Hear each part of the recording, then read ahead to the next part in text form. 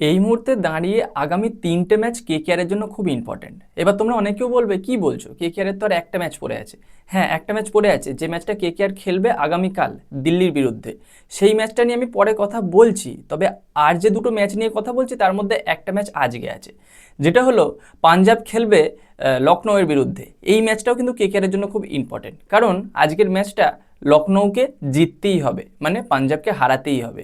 এবং আরেকটা ম্যাচ পড়ে আছে, যেটা আগামীকাল দুপুর 3:30 থেকে শুরু হবে বা বিকাল 3:30 থেকে শুরু হবে, যেটাই বলতে পারো।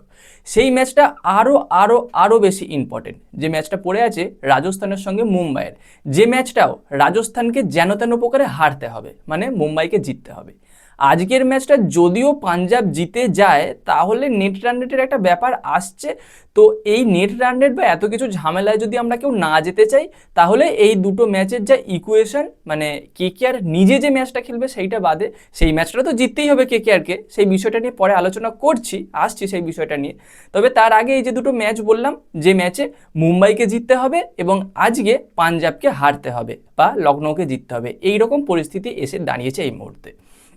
তো এই দুটো ম্যাচ কি হবে তার ওপর ভাগ্য নির্ভর করছে কেকেআরের, সেটা ছেড়ে দিলাম। তবে বিতর্কের খাতিরে ধরে নিলাম এই দুটো ম্যাচ আমাদের ফেভারেই যাবে, মানে কেকেআরের ফেভারে যাবে। তাহলে কেকেআরের আগামীকাল যে ম্যাচটা আছে দিল্লির বিরুদ্ধে, সেই ম্যাচে কেকেআরের প্লেইং ইলেভেন কেমন হতে পারে। দেখো, প্লেইং ইলেভেনে বড় পরিবর্তন আসতে চলেছে, এটা তোমরা বুঝেই নাও, এটা মানে একেবারে শিওর। তার কারণ যে আঙ্ক্রিস রঘুবংশী ইঞ্জুরির কারণে সম্পূর্ণ মরশুম থেকে ছিটকে গেছে। এই বছর কেকেআর দলে যে প্লেয়ারটা সব থেকে বেশি রান করেছিল, তো দুঃখজনকভাবে গতদিন যে ক্যাচটা উঠেছিল বরুণ চক্রবর্তীর সঙ্গে আঙ্ক্রিস রঘুবংশীরা ধাক্কাধাক্কি হয় এবং তারপর তার বাঁ হাতের কড়ি আঙুলটা ভেঙে যায়, যে কারণে মানে আর কিছু করার নেই, এই মরশুম থেকে সম্পূর্ণ ছিটকে গেল। তাহলে এবার উইকেট কিপিংয়ের দায়িত্ব কার ওপর থাকছে? অবশ্যই সেই দায়িত্বটা গিয়ে পড়বে তেজস্বী ধাইয়ার ওপরে। এবং তেজস্বী ধাইয়া গতদিন কিছুটা উইকেট কিপিং করেছে, উইকেট কিপিং করা অবস্থায় তাকে মোটামুটি কনফিডেন্স লেগেছে, কিন্তু ব্যাটিং করা অবস্থায় তাকে খুব একটা বেশি কনফিডেন্স বা কমফোর্টেবল যাই বলো লাগেনি। এবার দেখো, তোমরা অনেক কেউ বলবে তেজস্বী ধাইয়া কি এমন প্লেয়ার। আমি এখনও তেজস্বী ধাইয়াকে খুব হাইলি রেট করি, কারণ এই একটা ম্যাচ দেখে কোনো একটা প্লেয়ারকে বিচার করা সম্ভব নয়। এই প্লেয়ারটার মধ্যে ট্যালেন্ট আছে, এই প্লেয়ারটার মধ্যে কোয়ালিটি আছে। যে পিচে তিলক ভার্মা, যে পিচে সূর্যকুমার যাদব, যে পিচে হার্দিক পান্ডিয়া, রোহিত শর্মা, এই সমস্ত প্লেয়াররা স্ট্রাগল করেছে, সেই পিচেই তেজস্বী ধাইয়া স্ট্রাগল করেছে। কাজেই গতদিনের পিচটা কিন্তু খুব একটা সহজকর ছিল না ব্যাটিংয়ের জন্য। তো সর্বসাফল্য বিচার করে তেজস্বী ধাইয়ার ওপর কনফিডেন্স আমাদের সকলকে রাখতে হবে। এবার আর একটা অপশান আছে, ওই জায়গায় তুমি রাহুল ত্রিপাঠীকে খেলাতে পারো। সেক্ষেত্রে ফিন অ্যালেনকে উইকেট কিপিংয়ের দায়িত্বটা সামলাতে হবে, ইম্প্যাক্ট হিসাবে তাকে খেলালে হবে না, তখন অন্য কোনো প্লেয়ারকে চুজ করতে হবে ইম্প্যাক্ট হিসাবে খেলানোর জন্য।